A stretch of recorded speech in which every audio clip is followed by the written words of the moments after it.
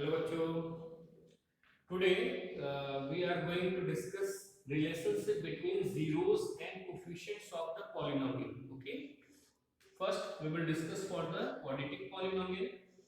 See if alpha and beta, alpha beta are the zeros and it is the Greek letter ना, इससे परेशान मत होना alpha beta क्या आ गया, जैसे a b c d हम लोग वेरिएबल्स लेते हैं ना नंबर्स के लिए, वैसे यहाँ पे अल्फा बीटा ले लिया है, these are the Greek letters. तो if alpha and beta are the zeros of the polynomial px ax square plus bx plus c where a is not equal to 0. ठीक है, तो ax square plus bx plus c it is a quadratic polynomial. तो इसके जो coefficients हैं हम लोग को रिलेशन निकालना है, zeros means alpha beta और coefficients of the polynomial which are a b c. तो देखो हम लोग को रिलेशन जो निकालना है अल्फा बीटा के साथ रिलेशन किसका निकालना है, a b c का. मतलब हम लोग alpha beta which is the zeros of the polynomial and a b c are the coefficient of the polynomial, इनके बीच में रिलेशन निकालना है. ठीक है, तो c जैसे सपोज कर लो कोई पॉलिनोमियल हम लोग ले लेते हैं, जैसे पॉलिनोमियल ले लिया x स्क्वायर और प्लस 4 माइनस 4x, और इसका जब आप फैक्टर करोगे तो विल गेट x माइनस 2 और x माइनस 2. ठीक, तो this is the quadratic polynomial, इसका फैक्टर होता है x माइनस 2 और x माइनस 2. दैट मींस कि अगर हम इनके जो फैक्टर्स आते हैं वहीं से हमको जीरो मिलता है, इसका जीरोस कितना हो जाएगा 2 और इसका जीरो हो जाएगा 2. तो 2 and 2 are the zeros for this quadratic polynomial.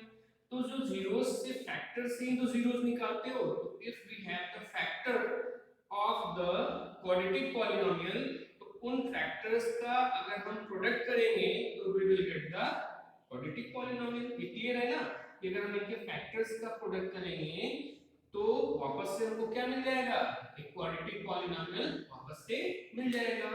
तो same concept we are going to use here. See if alpha and beta, if alpha and beta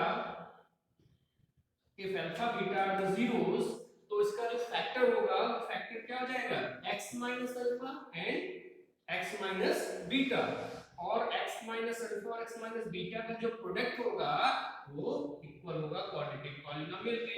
तो we can write it ax square plus bx plus c is equal to x minus alpha और x minus beta. अच्छा, suppose कर लो कि यहाँ पे हो सकता है कि जो फैक्टर है उसमें से कोई डिजिट कॉमन हो, नंबर कॉमन हो, तो एक कांस्टेंट भी बाहर आ सकता है. तो that's why we will take k, है ना, where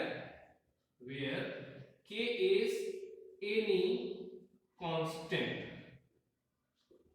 ठीक है, तो दैट मींस कि जैसे इसका जो फैक्टर होता है तो फैक्टर में कभी-कभी कुछ ना कुछ कॉमन भी हो जाता है ना, जैसे यहाँ 2 भी होगा, यहाँ भी होगा, तो 2 कॉमन हो जाएगा. तो this time we can take k as the constant for the polynomial. Okay, तो now ax square plus bx plus c equal to k x minus alpha or in another bracket x minus beta. We can write it. Okay, now simplify it. What you will get, तो इसको जब simplify करोगे तो it is x square और यहाँ से ये x square minus x beta, इसका इसमें प्रोडक्ट कर लिया माइनस x अल्फा और यहाँ पर हो जाएगा प्लस अल्फा बीटा. ठीक है, नाउ इसके बाद आप कोफिशिएंट्स अलग अलग कर लो, x स्क्वायर के साथ केवल k आएगा, k का प्रोडक्ट भी अलग कर रहे हैं, और यहाँ से माइनस साइन के साथ आप जो है k और अल्फा प्लस बीटा और ये हो जाएगा x. सी यहाँ से दोनों जगह से x को कॉमन ले लिया, माइनस को भी बाहर कॉमन ले लिया, तो you will get alpha plus beta और यहाँ से k आ गया प्रोडक्ट में, और यहाँ पे हो जाएगा k alpha beta. Okay, now compare the coefficients. देखो यहाँ तक आपने सिंपलीफाई किया तो it is again a quadratic polynomial, quadratic polynomial ही तो बन गया. और इधर भी आपके पास एक क्वाड्रेटिक पॉलिनोमियल है ax square plus bx plus c. तो हम लोग क्या करेंगे, जो कोफिशिएंट्स हैं उनको कंपेयर करेंगे. तो कोफिशिएंट्स कौन कौन है, जैसे x स्क्वायर है, यहाँ भी x स्क्वायर है, तो इसका जो कोफिशिएंट होगा वो इक्वल होगा, तो a इज इक्वल टू क्या हो जाएगा k. तो ऑन कंपेयरिंग कोफिशिएंट्स,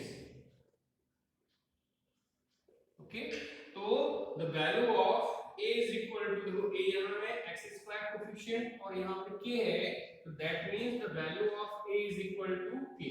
और सेकंड टर्म में दो x का कोफिशिएंट यहाँ पे b है एंड द x का कोफिशिएंट यहाँ पे क्या है, this is minus k alpha plus beta. Okay, now the constant term is c और यहाँ पे जो कांस्टेंट टर्म है it is k alpha beta. तो for c it is for b, है ना। For c we can write k alpha beta, it is k alpha beta. Okay, now we want to find the relationship between zeros and coefficients. तो देखो यहाँ पे दो relation दिख रहे हैं, एक तो है अल्फा प्लस बीटा का relation, sum of the zeros, और एक दिख रहा है product of the zeros alpha into beta. तो इसके बीच में रिलेशन निकालने जा रहे हैं लोग। तो यहाँ से अल्फा प्लस बीटा की वैल्यू अगर हम लेते हैं, इस इक्वेशन को यूज करते हैं और अल्फा प्लस बीटा की वैल्यू क्या लिख सकते हैं, b अपॉन माइनस k। ठीक है, तो ये पूरा पूरा माइनस k को इस साइड में भेज दिया, और जो k है k के इक्वल में क्या लिख सकते हैं, k के इक्वल में हम लोग a लिख सकते हैं, तो we can write it minus b upon a। ठीक है, तो this is the alpha plus beta, that means sum of the zeros of the quadratic polynomial is equal to minus b upon a।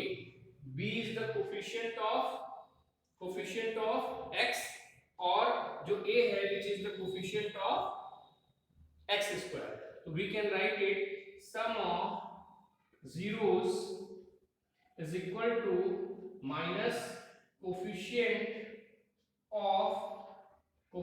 of x, c यहाँ पे x का coefficient भी है, और upon में coefficient of x square. See a जो है वो किसका कोफिशिएंट है, x स्क्वायर का। तो दिस इज द रिलेशन कि sum of zeros is equal to which is alpha plus beta is equal to minus coefficient of x upon coefficient of x square. In another case, when we will going to find the product of the zeros alpha into beta यहाँ पे है, तो यहाँ से जब alpha beta का result आप लोगे तो alpha into beta is equal to ये k इधर आएगा, तो it will be c upon k। ठीक है, again we can write in place of k we can write a, so it will be c upon a। तो देखो ये जो प्रोडक्ट हुआ, प्रोडक्ट ऑफ जीरोस, वो हो गया c अपॉन a। ठीक है, तो जो सेकंड रिलेशन आया zeros and coefficient of polynomials के बीच में, which is product of zeros is equal to c। c देखो क्या है, c is the constant term, तो दिस इज कांस्टेंट टर्म। जो भी क्वाड्रेटिक पॉलिनोमियल का जो कांस्टेंट टर्म होगा उसको ले लेंगे c upon a। a is again the coefficient of x square, so this is the coefficient of x square। okay, that means we have got it one more relation between zeros and coefficient of the polynomial। so what is the relation between zeros and coefficients of the polynomial? The first relation is sum of zeros, that means alpha plus beta is equal to minus coefficient of x upon coefficient of x square। तो general form में हम लोग इसको लिखते हैं alpha plus beta is equal to minus b upon a। another relation alpha into beta is equal to c upon a, that means product, देखो alpha beta क्या है, zeros है, तो product of zeros is equal to constant term, जो भी constant term होगा जिसमें x नहीं होता, x की पावर 0 वहां पे हम लोग लिख लेते हैं, but it is known as the constant term. तो जो भी कांस्टेंट टर्म है divided by the coefficient of x square which is a।